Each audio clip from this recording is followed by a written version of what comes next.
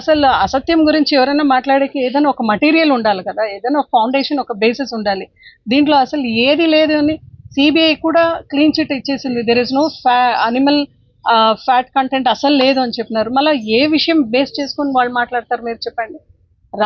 దేశంలో ఏదైనా ఒక చిన్న, ఎందుకంటే బీజేపీ అంటే మేము హిందూ పార్టీ అని ఎప్పుడు కూడా మాట్లాడుకుంటారు. హైందవులకి ఎక్కడైనా జరిగితే ఆర్ఎస్ఎస్ కానీ విహెచ్పి కానీ ఇంతవరకు స్పందించలేదంటే, వాళ్ళ కూటమిలో భాగంగా ఉండే వాళ్ళే స్పందించలేదంటే ఇంకా ఎంత మాత్రం దీనికి క్రెడిబిలిటీ ఉంది అని రాష్ట్ర ప్రజలు నిజంగా అర్థం చేసుకున్నారు. భానుప్రకాష్ రెడ్డి ప్రతిసారి కూడా విమర్శ చేసేది కూడా దెర్ ఇస్ నో క్రెడిబిలిటీ అండి, దాంట్లో బేస్ లేదు. యాక్చువల్లీ మటీరియల్ అనేది ఏం లేదు. వాళ్ళు రెడ్ హ్యాండ్గా దొరికిపోయినారు. సిబిఐ క్లియర్ చీట్ ఇచ్చిన తర్వాత ఇంకేం మాట్లాడతారు చెప్పండి?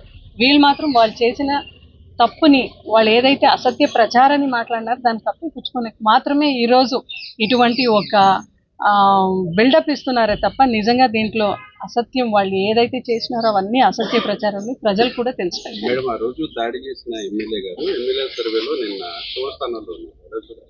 అంటే నేను ఇప్పుడే చెప్పినాను, కర్మ రిటర్న్స్ కదండి. ఒక మహిళగా ఉంటూ ఆమె జవాబారి రెస్పాన్సిబిలిటీ ఏమనేది కూడా తెలుసుకోకుండా ఇట్లా వచ్చి చూడండి ఇంత ఇట్లా మహిళలు ఇంట్లో ఉన్నారు కదా, రాంబాబు గారి డాటర్ మళ్ళీ వైఫ్ ఇంట్లో ఉన్నారు.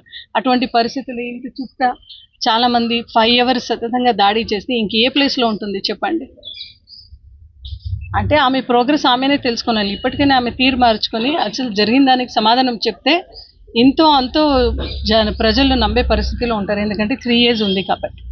సమర్థించుకుంటున్నారు ఆవిడ చేసిన దాడిని, నేను చేసింది కరెక్ట్, అంబటి రాంబాబు గారు తప్పు చేశారు కాబట్టి జరిగింది అనేది మళ్ళీ చేస్తామనే హెచ్చరికలు కూడా ఇస్తున్నారు. అంటే ఆయన ఎక్కడ కూడా భయపడలేదు మాట్లాడిన తర్వాత. ఎందుకంటే ఆయన ఒక మీడియా ప్రెస్ మీట్లో పెట్టి ఆయన మాట్లాడినారు.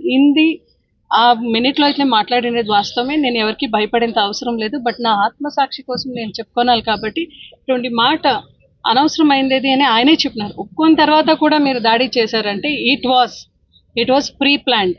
ఆయన ఇంట్లో రోజు దొరికింటే ఖచ్చితంగా హత్యాయత్నం కూడా జరిగిండేది అని మా అందరి అభిప్రాయం. అది సత్యం కూడా. Thank you.